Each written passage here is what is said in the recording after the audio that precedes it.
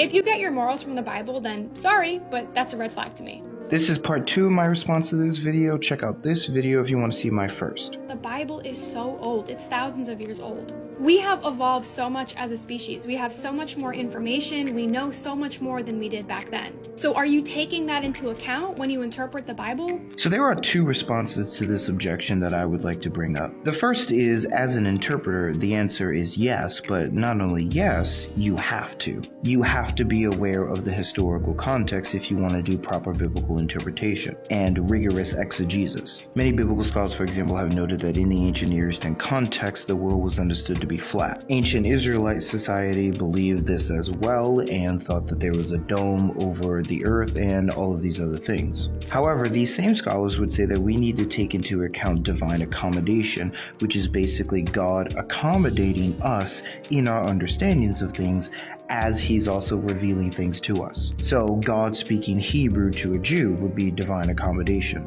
or speaking English to a native English speaker. So when God does not correct these ancient understandings of the world that modern science has debunked or corrected, this is the result of divine accommodation. God accommodated their understanding in order to bring truth to them. And not only is this taken into account by many scholars, I myself took this into account when I was doing my own exegesis for a school paper on Psalm 104, which has a whole bunch of creation theology in it. So yes, people absolutely take this stuff into account, and if they don't, they should. The second issue at play here is that this sort of skepticism and pushing off of old wisdom, old things, by the mere fact that they're old is really concerning. It's concerning because it doesn't take into account the new cultural period that at least many in the Western world are in, which is metamodernism. And a metamodern framework seeks to take into account the wisdom and genuine knowledge